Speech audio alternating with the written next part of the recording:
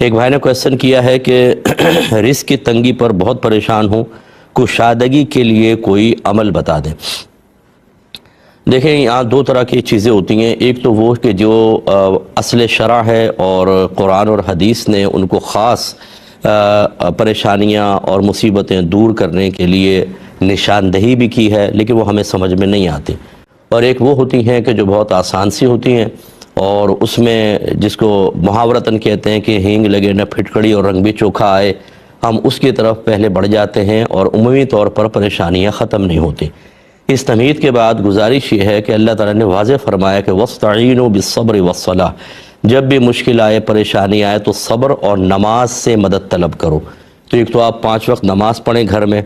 دوسرے نبی کریم صلی اللہ علیہ وسلم نے فرمایا جس گھر میں سورہ بقرہ پڑھی جائے وہاں سے شیطان بھاگ جاتا ہے، اور شیطان ہوگا تو نحوست ہوگی، بے برکتی ہوگی، اس کا مطلب ہے شیطان بھاگے گا تو برکت آئے گی۔ تو گھر میں قرآن پاک کی تلاوت کریں۔ تیسری چیز گناہ جو ہوتے ہیں یہ نحوست لے کر آتے ہیں، کیونکہ اللہ کی نافرمانی پر مشتمل ہوتے ہیں۔ ہم کھاتے ہیں اللہ کا اور بات اس کے دشمن شیطان اور نفس کی مان رہے ہوتے ہیں، تو برکت کیسے پیدا ہوگی؟ لہٰذا ضروری علم دین سیکھ کر اس کی روشنی میں اپنا احتساب کر کے خود کو صغیرہ کبیرہ ظاہری باطنی گناہوں سے بچانا، یہ گھر میں برکت کے لیے بہترین چیزیں ہوتی ہیں۔ اس کے بعد خوش اخلاقی ہے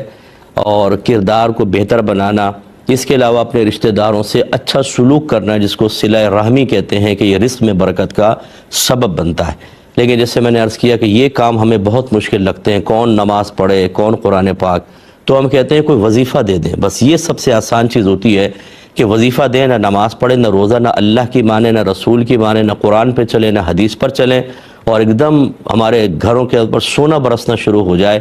اتنے ہم اپنے آپ کو مطلب اللہ کا پیارا سمجھنا شروع کر دیتے ہیں کہ ہم کچھ بھی نہ کریں، اللہ تعالیٰ ہم اپنے ان محبوب بندوں کو سب کچھ عطا کرے، تو ہم اللہ کی نہ مانیں، اللہ ہماری مانتا رہے، یہ غلط چیز ہوتی ہے۔ تو بہرحال یہ آپ سارے کام کریں، انشاءاللہ ساری پریشانیاں دور ہوں گی۔ ساتھ میں یہ گزارش کر دیتا ہوں کہ جب بھی آپ گھر میں داخل ہوں تو سیدھا قدم رکھ کر داخل ہوں اور بسم اللہ الرحمن الرحیم پڑھ کر داخل ہوں۔ جو بھی گھر میں ہوں ان کو سلام کریں اور ایک مرتبہ سورہ اخلاص یعنی قل هو اللہ شریف پڑھ لیا کریں، انشاءاللہ بہت برکت ہوتی ہے۔ اس کے علاوہ آپ کسی کو پیسہ دیں تو انا للہ و انا الیہ راجعون پڑھ کر دیں، بہت بلند آواز سے مت پڑھیے گا، سامنے والا گھبرا جائے گا۔ اور جب آپ کسی سے پیسے لیں تو بسم اللہ الرحمن الرحیم پڑھ کر لیں، اللہ تعالیٰ برکت دے گا۔ اور باقی سب آزمائشیں دیکھیں ہر ایک پر آتی ہیں۔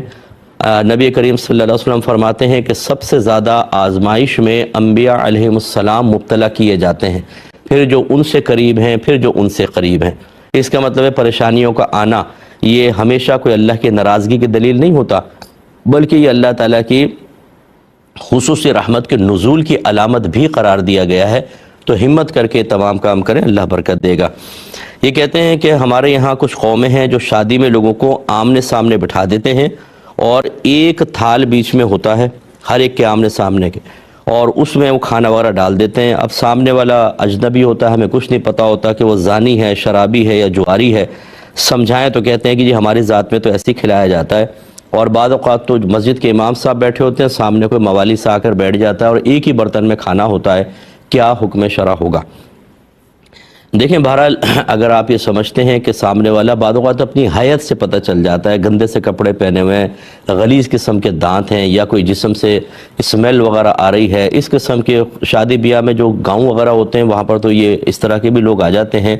اگر طبیعت نہیں مائل ہو رہی تو آپ اٹھ کر کہیں اور جا سکتے ہیں، اس کو جھڑکے نہیں، ڈانٹے نہیں، ڈپٹے نہیں کہ اس کی دل آزاری ہو، کہیں اور جا کے آرام سے آپ کھانا کھا لیں اور ان کو سمجھائیں میزبان کو کہ اس طرح نہ کریں، آپ میرے طبیعت نہیں مائل ہوتی کسی کے ساتھ کھانے میں، کیونکہ بہت سے لوگ کھانا کھاتے ہوئے بھی خراب حرکتیں کرتے ہیں، پورا ہاتھ چاول میں بھر کے یہ کر کے پھر یوں آدم منہ سے نیچے گر رہا ہے، اور پھر یہ ساخ کیا، پھر یہ ہاتھ اس میں ڈال دیا۔ تو اس طریقے سے بعض اوقات کھانے والا جو ہوتا ہے وہ ہماری طبیعت کے خلاف کھا رہا ہوتا ہے اور اس سے کراہت پیدا ہوتی ہے۔ تو آپ کو بالکل حق حاصل ہے کہ آپ کو علیحدہ برتن لے کے بیٹھ جائیں، ان کو منع کریں، یا پھر وہاں جائیں نہیں، اگر آپ کو کوئی جانا ضروری نہیں ہے تو اس شادی میں شرکت نہ کریں تاکہ آپ کی طبیعت میں کراہت پیدا نہ ہو۔ اگر سامنے والا صاف ستھرا ہے تو پھر ٹھیک ہے، ایک تھال میں بہت سارے لوگ کھا لیتے ہیں، تو آپ اپنی طرف سے کھائیں، وہ اپنی طرف سے کھا لیں۔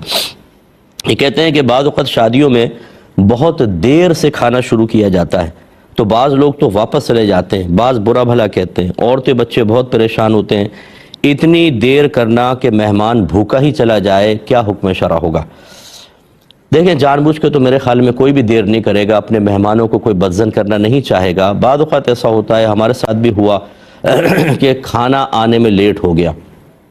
یا مہمان بہت زیادہ ہو گئے اور خوف پیدا ہوا کہ اگر کھانا ابھی شروع کروا دیا جائے تو بہت جلد یہ ختم ہو جائے گا اور لوگ تھال لے کے گھوم رہے ہوں گے اور پھر اس میں میزبان کی بے عزتی ہوتی ہے، تو لہٰذا وہ انتظار کرتے ہیں کہ مزید دیگیں منگائیں، ایک ساتھ پھر کھانا سٹارٹ کریں گے۔ اگر اس قسم کی کوئی چیز ہے تو پھر ہمیں میزبان کی مجبوری کو سمجھنا چاہیے۔ یقیناً اتنی دیر کرنا بالکل غلط ہے کہ بچے اور عورتیں بھوکے ہوں یا مہمان ہی بیچارہ بھوکا چلا جائے، ایسا نہیں ہونا چاہیے۔ چنانچہ اگر یہ عادت میں شامل ہے اور جان بوجھ کے لیٹ کرتے ہیں، جو میرے خیال میں تو نہیں ہوگا، تو بہرحال یہ ایک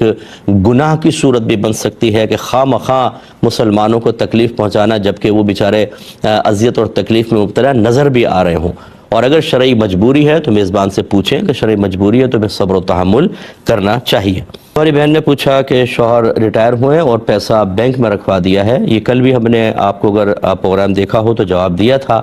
کہ ایسی کوئی بھی جگہ پیسہ رکھوانا کہ جس میں کوئی تجارتی معاہدہ نہ ہو، بلکہ یہ ہو کہ بس آپ پیسہ رکھوائیں، 6 مہینے میں اتنا پروفٹ لیتے رہیں، تو جو آپ رکھوائیں گے اس کی شرعی حیثیت قرضے کی ہوتی ہے، اور قرض کے اوپر جو بھی آپ کو پروفٹ ملے گا وہ خالصتاً سود ہوگا، کیونکہ نبی کریم نے اس کو سود قرار دیا جو قرض کے اوپر نفع حاصل کیا جائے۔ تو اگر ایسے ہی ہے تو پھر یہ سود ہے۔ اور اگر کوئی اسلامک بینک ہے جنہوں نے آپ کو باقاعدہ یہ کہا کہ یہ مضاربہ اکاؤنٹ ہے، اس میں آپ پیسہ رکھوائیں گے سیونگ اکاؤنٹ میں، تو ہم اس کو پیسے کو استعمال کریں گے، اس سے جو نفع ہوگا کچھ پرسنٹ آپ کو دیں گے، باقی بینک رکھے گا، تو یہ باقاعدہ ایک تجارتی معاہدہ کہلاتا ہے۔ پھر یہ جو مضاربہ اکاؤنٹ ہے